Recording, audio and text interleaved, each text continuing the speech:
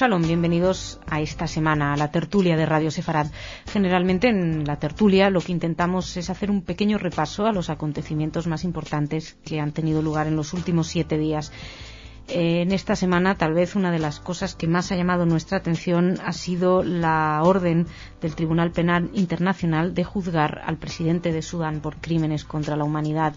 Una noticia que curiosamente no ha encontrado la relevancia en los medios de comunicación que esperábamos que tuviera, pero bueno. Sin embargo, no queremos hablar de esto. Hoy en Radio Sefarad queremos proponerles un análisis, un debate acerca de la izquierda.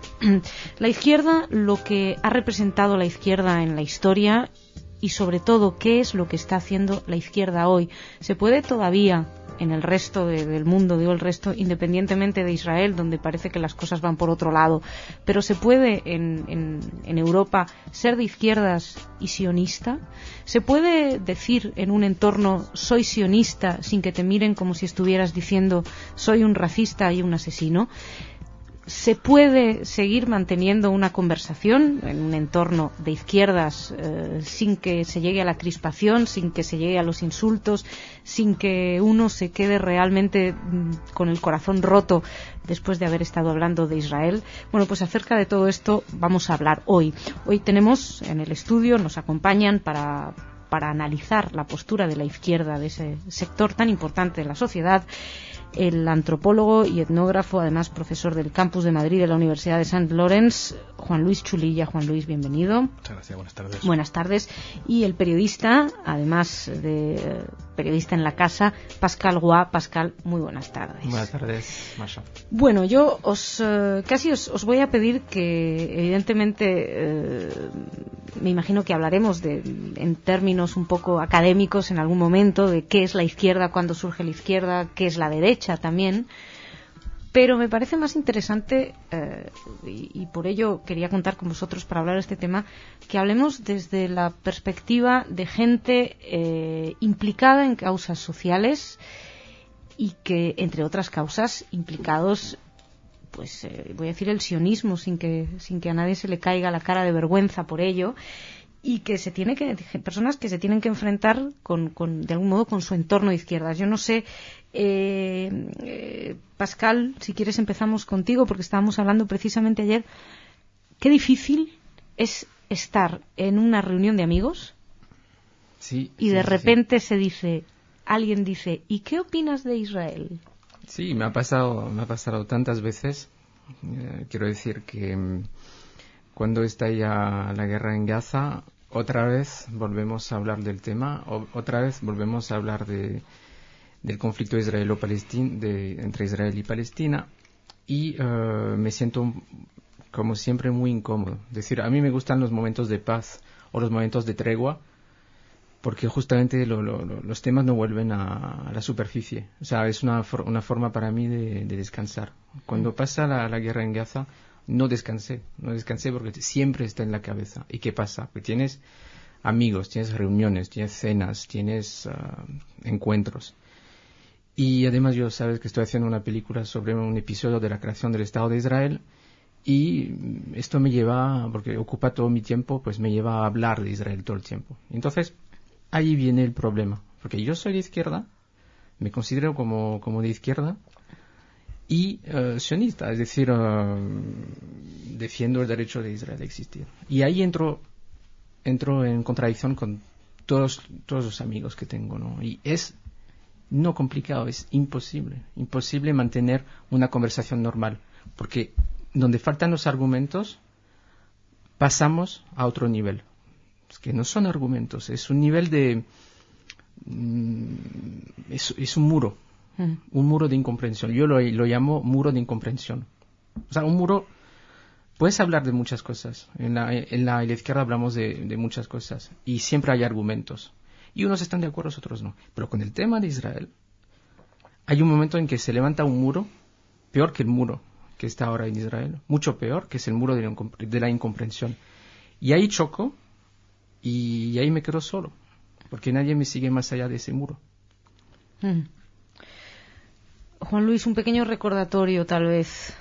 Sionismo de izquierdas, ¿verdad que eso no es helado caliente?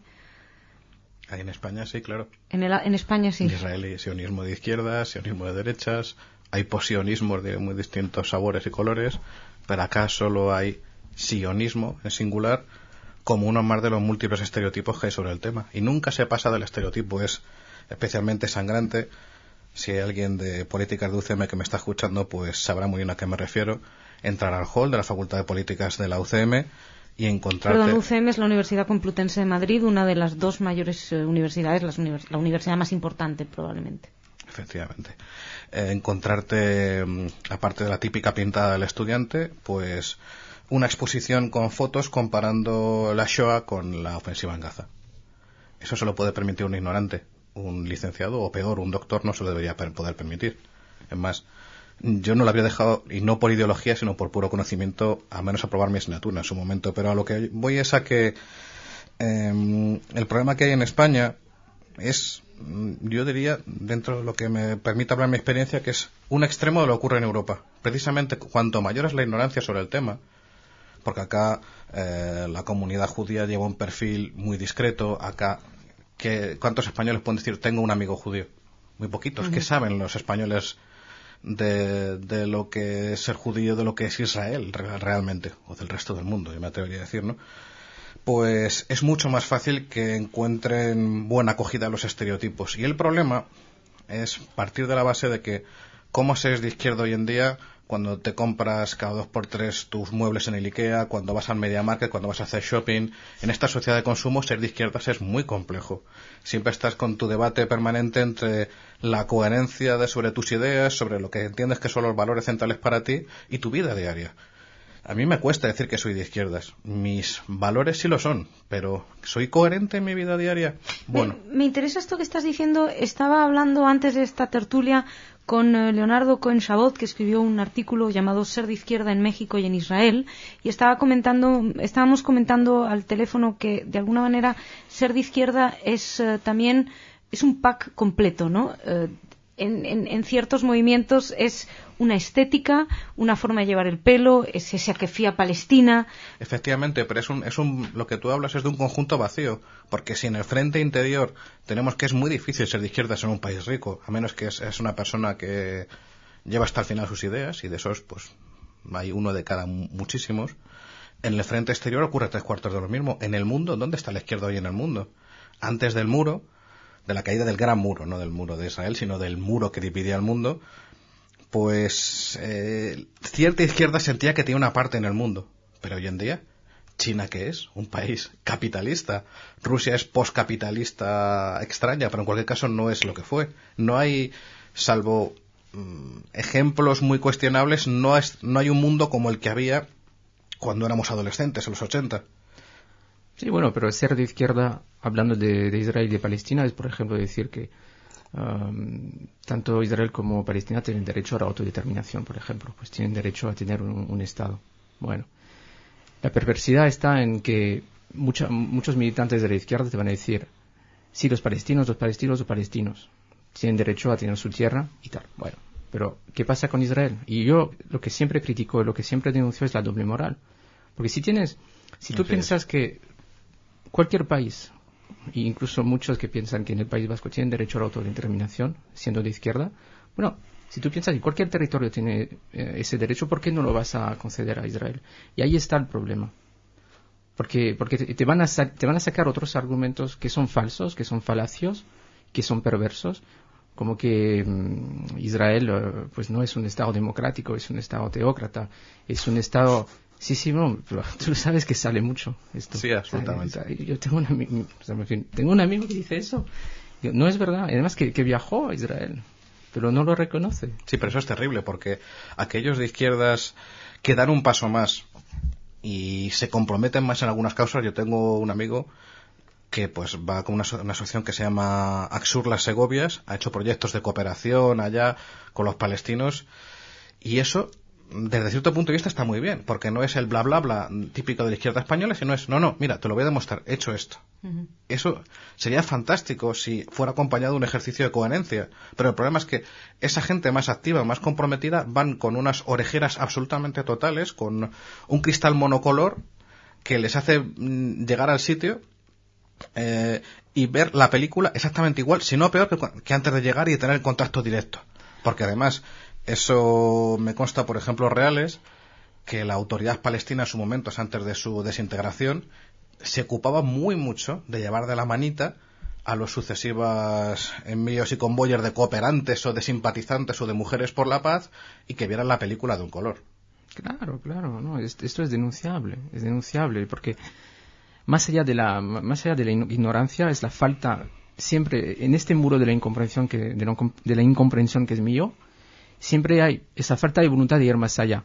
Es decir, que yo tengo amigos muy comprensivos, incluso con Israel, pero que se niegan a tener la voluntad de ir más allá. Y decir, mira, yo he hecho ese recorrido, yo he ido a Israel, he visto esto, y lo que te cuentan no es verdad. Y hace ese recorrido, hace ese esfuerzo. Y lo que yo veo dentro de muchos militantes o muchos simpatizantes de la izquierda es que se niegan a hacer eso porque no está de moda.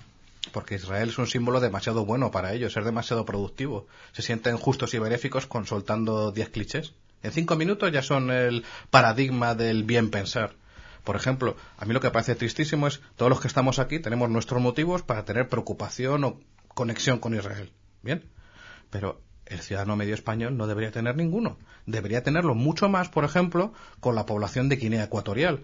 Ciudadanos españoles hasta el año 57 y muchos todavía con DNI español, con un dictador absolutamente carnicero y cruel que hace unas barbaridades sin cuento y que no sale en la prensa por el petróleo que tiene debajo de la isla.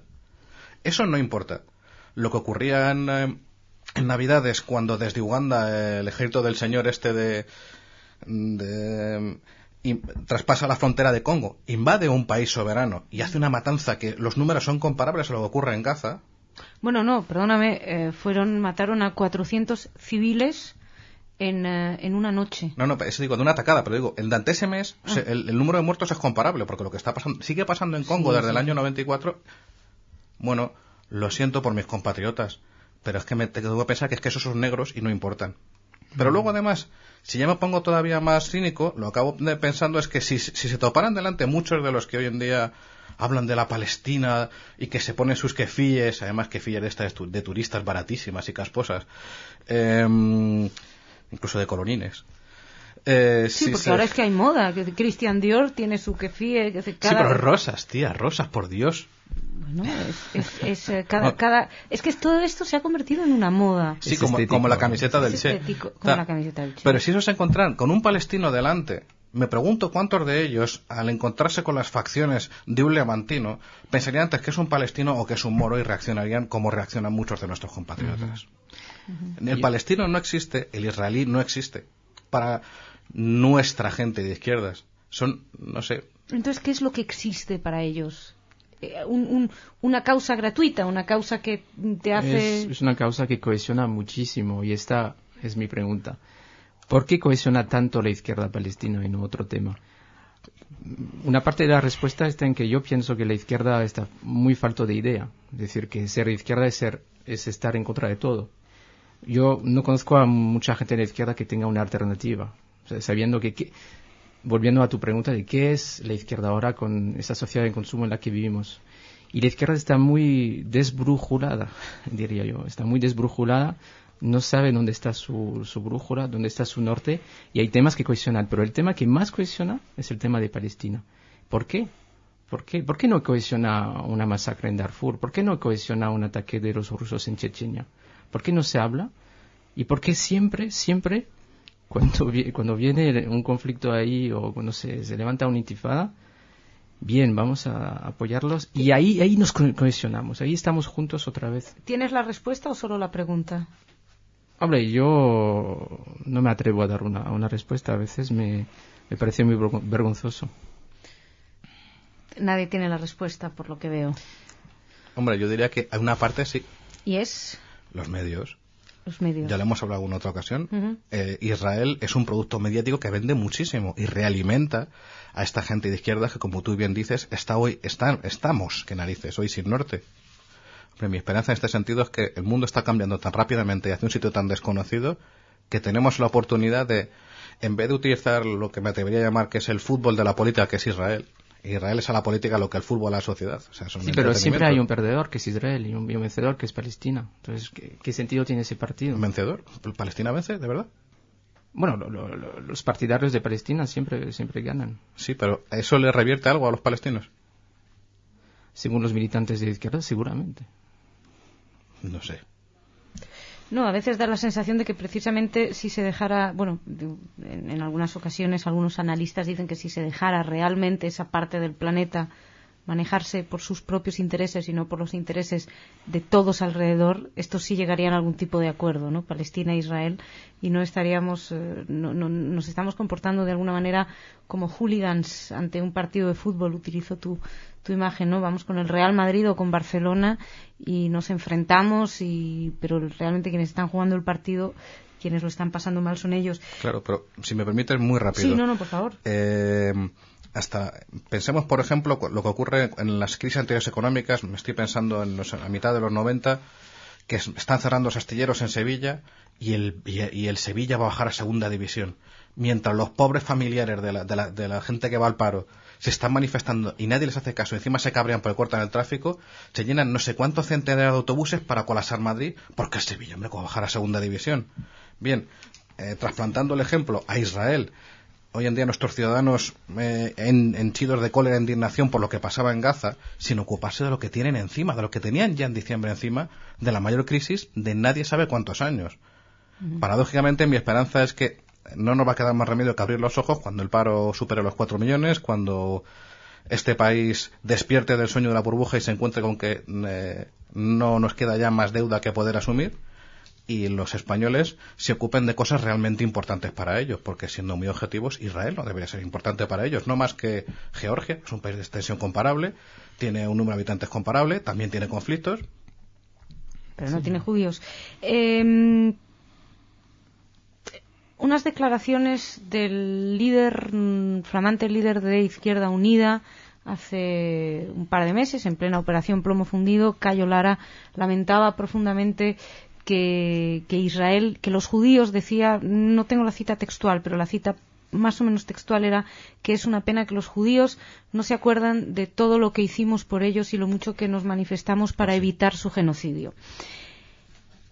Francamente, ante una frase que demuestra tanto desconocimiento de la historia, para ser generosos.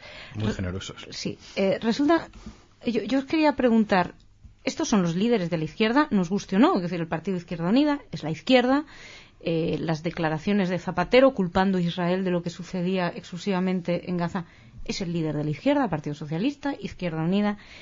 Yo quisiera, si sois capaces de decirme, dentro de este entorno, ¿qué significa entonces ser de izquierda hoy? Porque yo comprendo, si yo agarro un libro, siglo XIX, finales del siglo XIX, principios del siglo XX, entiendo las diferencias entre izquierdas y derechas, veo que más o menos unos hacen hincapié en un tipo de sociedad, otros hacen hincapié en otro tipo de sociedad. Pero hoy en día, plantear que, por ejemplo, la derecha está en contra de avances sociales es un poco arriesgado, a menos que estemos hablando de una extremísima derecha. Pero, es decir, hoy en día, ¿qué es eso de ser de izquierdas? Esto no es izquierda. Esto lo que ha dicho el nuevo secretario general de Izquierda Unida no es una frase que alguien de izquierda tendría que decir. Esto no es izquierda. Claro, pero entonces la pregunta es, recuerdo una frase de Indiana Jones cuando en el tercer capítulo, en el tercer episodio, resulta que él sale y no están ninguno de sus compañeros y dice, se han perdido todos menos yo.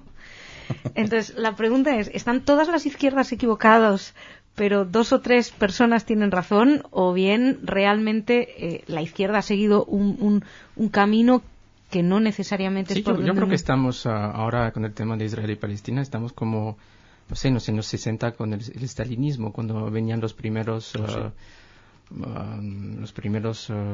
oponentes a las políticas de Stalin, y que no estaba muy entonces políticamente correcto, siendo de izquierda, decir Stalin es lo que es. O sea, Stalin no tiene sus gulags y Stalin mata a muchísima gente, y lo que tiene es una dictadura y que no tiene ninguna política de izquierda. Entonces, los oponentes a Stalin eran disidentes dentro de la izquierda. Y yo creo que ahora estoy convencido de que los los que defienden el sionismo y que son de izquierda en Occidente o en el mundo, en Latinoamérica, son disidentes. Yo me considero como un disidente. ¿Tú también te consideras un disidente? No, yo creo que para empezar has empezado en un punto que estoy en profundo desacuerdo. Me has hablado de... Muchas bien, gracias. De una izquierda en la que no creo. En la izquierda partitócrata. En la izquierda que vive de mis impuestos. En el político profesional de este país. ¿Eso es de izquierdas? ¿Esa gente es consecuente con los ideales de la izquierda de buscar un progreso real para la sociedad en vez de vivir con un estándar de vida extremadamente superior al de sus conciudadanos? Eso no es izquierda. La izquierda clásica... Y no quiero explayarme en detalles de la historia, pero la izquierda clásica, una y otra vez, digamos, los abanderados, los profetas, los adelantados de la izquierda, no vivían como viven hoy nuestros partitócratas. Ese profeta anarquista de que hablaba Hobsbawm y demás especialistas, era una persona que se sacrificaba más que sus conciudadanos. El problema está en que esa es la única izquierda visible. Esa es la izquierda que hace el juego con los medios y los medios lo hacen con ellos. No, pero ¿tú conoces otra izquierda invisible que tenga otro discurso que este? Es que otra izquierda realmente alternativa y realmente consecuente no es nada fácil, porque hay otras izquierdas, la izquierda ante todo es plural, que están encerradas con sus juguetes, que están, como estábamos diciendo, en un profundo desconcierto y que se encierran en discursos realimentados entre sí, una vez más en la Facultad de Políticas, en otros ámbitos, pero que no conectan, yo pienso, con lo que podría aportar una izquierda más consecuente hoy en día. Yo creo que una frase así es el reflejo de una izquierda de la que tú has dado la imagen, es decir, el reflejo de una persona de un partido como tú lo has descrito. Es decir, que ese es el reflejo... Hablas de la frase de Cayo Lara. Sí, perdón, de la frase de Cayo Lara. Es decir, que este tipo de frase es el reflejo de una izquierda decadente, si quieres. Absolutamente. Cayo Lara seguro que tiene coche oficial ahora mismo. Pero esto es un discurso muchas veces cuando decían, no, pues si eres de izquierda no puedes vivir bien. Yo creo que tampoco tiene por qué necesariamente ser así, ¿no? Es decir, no puedes vivir mucho mejor con tus conciudadanos porque te están pagando, son tus jefes. ¿Cómo puede ser que el empleado viva mejor que los jefes? No tiene sentido. De todas formas, esta frase, si ponemos de un lado, que esto es importante, si ponemos de un lado cómo vive la izquierda ahora, cómo vive la izquierda oficial que tiene coches o que vive de los sueldos de los españoles, pues si ponemos esto de lado y analizamos la frase, carece de sentido. Es decir, que decir una frase así gratuita, porque te va, sabes que es de moda y sabes que la gente te va a aplaudir, te va a decir, claro, wow, esto es lo que queremos escuchar, no que, bueno, igual jamás no ha hecho todo lo que debía hacer, jamás es responsable por el actual fuego.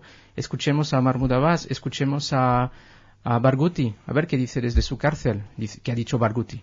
Ha dicho, pues... sí, que jamás tenía responsabilidad, claro, que jamás estaban cometiendo un crimen contra el pueblo palestino. Eso dijo Barghouti. ¿A quién importa Barghouti para la izquierda española? Si tú eres de izquierda y como alguien de izquierda tienes que conocer todos los datos, los hechos del problema, en la mesa, que estén en la mesa, y hacer un análisis profundo de lo que está pasando, no puedes soltar esa frase. Es decir, ¿qué pasa, por ejemplo, con la población del sur de Israel? ¿Por qué se obvia? ¿Por qué no se conoce? Yo no creo que un tipo así, que es presidente de la Izquierda Unida, no sepa lo que está pasando ahí. Y que no sepa que hay misiles que se tiran todos los días a Sderot. Pero es que, perdón, tiene todo el sentido que haya dicho eso. Esa es la respuesta fácil. Es lo mismo que cuando Franco, por ejemplo, a la más mínima te sacaba un programa especial de fútbol, lo que hacía ya tradicionalmente desde mitad de los 60 hasta que acaba, sacando el día 1 de mayo o un partidazo, o cuando se caía el partido, los 100 mejores goles de fútbol español. Es el fútbol.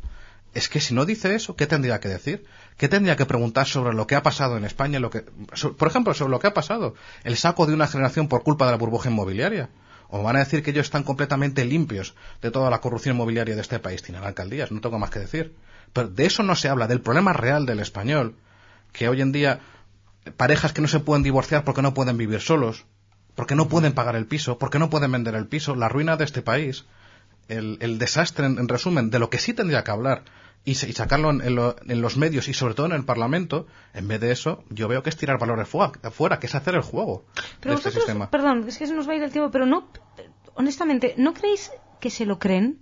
O sea, tú estás haciendo, Juan Luis, una imagen de un tipo maquiavélico que vende un discurso en el que no cree. Pero a mí me da la sensación, cuando yo veo esas manifestaciones en contra de Israel, con actores en primera fila gritando contra Israel, acusando a Israel de genocidas, es decir, yo creo que el problema, o personalmente, es que lo creen. O sea, que hay una verdadera implicación no activa como aquella persona de izquierda que viaja a Palestina, que es una cosa completamente distinta porque es alguien que decide actuar. Eso ya estamos, y a partir de ese momento empieza a tener una implicación distinta, pero me refiero a toda esa gente que sale a la calle con la banderita, con banderas de Hamás, que también a uno es espeluznante, que es violencia, es opresión, es fanatismo religioso, pero bueno, salen con la banderita de Hamás y lo creen, y cuando gritan contra Israel lo creen. Sí. El manifestante sí. El manifestante se lo cree. Sí, yo conozco dos tipos de gente de izquierda que va a esas manifestaciones. Los que realmente son ignorantes de más cosas de lo que dicen los medios de comunicación, tipo El País o Público, o en la televisión sus secuaces. Hay ese tipo. Y hay otro tipo, pues, a los que yo me dirijo y tiendo a hablar un poco de lo que yo conozco y de lo que me apetece de que hablemos.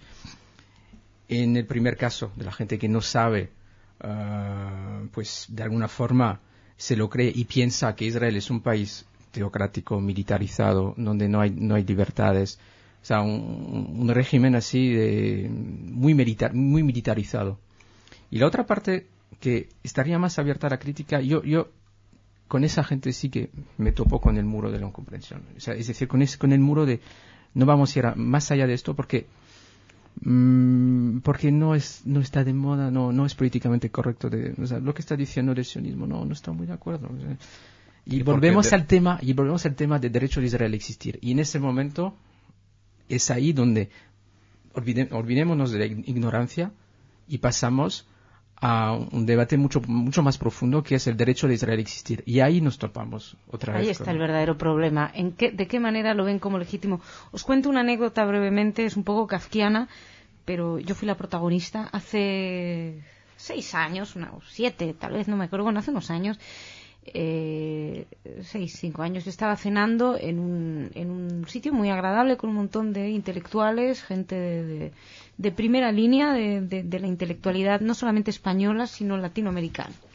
En un momento dado surgió el tema de Israel y empezaron a criticar a Israel, a condenar a Israel, a decir que Israel era un país horrible. Entonces yo empecé a entrar en la discusión. Y en un momento dado dice una persona, no, porque además le habéis, porque obviamente como eres judía, tú ya eres responsable de todo lo que hay en Israel, que lo que sí que tiene un análisis muy interesante es la relación de Israel y la diáspora, pero esto es para otro programa. El caso es que me dice, le habéis quitado el país a los palestinos. Entonces yo digo en ese momento, nunca existió un país palestino. Nunca existió un país palestino. Se empezaron a reír todos, toda la mesa se empezó a reír y me empezaron a mirar con una especie de compasión por mi gran incultura y se rieron, incluso me dio unas palmaditas en la mejilla y me dijo, bonita, cuando aprendas algo, vienes. Toda una mesa de intelectuales. Ante esa situación, yo no lo puedo olvidar, porque realmente, digo, ¿qué más da lo que yo argumente en este momento? Yo llamo eso antisemitismo. ¿Tú lo llamas antisemitismo? Sí, porque no tengo ninguna prueba de que Palestina haya existido, pero yo creo que haya existido. O sea, no tengo prueba de que Palestina no haya existido como país. No te puedo dar la prueba, pero yo creo que ha existido. Es decir, que el argumento se termina ahí. Es decir, Chávez, que dijo... Chávez últimamente muy hablador, como siempre muy hablador. Hugo Chávez, perdón. Sí. Dijo, no tengo prueba, pero yo creo, no tengo prueba, pero yo creo que quien mató a Arafat es el Mossad. Eso es antisemitismo, es decir... Bueno, yo no lo llamo así. No, puede ser, no sé, a mí en todo caso yo me acuerdo que llegué a mi casa y le decía a mi madre, pero ¿cómo reaccionas ante eso cuando todo el mundo dice, eso es kafkiano, ni siquiera es absurdo, es kafkiano. De ahí ese gran conocedor del judaísmo verdadero que fue Kafka, ¿no? Porque el absurdo no tiene por qué creerlo todo, pero cuando estás en un entorno que todo el mundo da por válido algo, o sea, y tú te das cuenta o sabes que no es así, en fin, es difícil. Es kafkiano ser judío y de izquierdas, y ya terminamos con esta. Yo pienso que es muy duro ser de izquierdas hoy en día, seas judío o no. Es más, si eres de izquierdas es importante también tu identidad, pero se puede mantener en armonía. O sea, yo pienso que pensemos justo antes de la Primera Guerra Mundial, ¿no? Además hay lo triste de lo que es el bicho humano, ¿no? Antes de la Primera Guerra Mundial, todos los grandes movimientos obreros internacionalistas, salta la chispa y de pronto todos son patriotas y se olvidan del que tiene al lado, es un fontanero en la otra de la trinchera o es un carpintero que habla otro idioma, que tiene otro uniforme, pero ¿qué es lo que es él? Y el problema es que hoy en día, desgraciadamente, yo pienso que incluso has partido el mismo problema que tenemos todos para plantear esta tertulia, que es que te has rendido a pensar qué es lo que, ¿cómo decirlo? ¿Qué es lo que se asume hoy en día que tiene que ser la izquierda, ¿no? O que es la izquierda más oficial o la izquierda más políticamente correcta, en vez de, y esto puede sonar pomposo, pero me sale de las tripas, ¿qué es lo que tendría que ser la izquierda? O sea, ¿de qué va este rollo? ¿Va de clichés? ¿Va de llevar una quefille? ¿O va de valores? Va de clichés. Hoy en día va de clichés. Ese es el gran problema. Y nosotros tenemos la prueba con el conflicto entre Israel y Palestina, que todo ha ido de clichés, porque cuando entramos en los argumentos, no, se esfuma todo. Es el muro que dices tú. Clichés versus valores. Ese parece el resumen perfecto de esta nueva izquierda un poco atolondrada, vamos a llamarla. Pascal, Juan Luis, muchísimas gracias. Ha sido un placer compartir con vosotros una tertulia más. Os espero en cualquier otra. Señoras, señores, muchísimas gracias por su atención. Shabbat Shalom, buen fin de semana. Y, por supuesto, Hag Purim Sameach. Ya saben, todo empieza el lunes. Gracias, los esperamos en otra tertulia aquí en Radio Sefarad.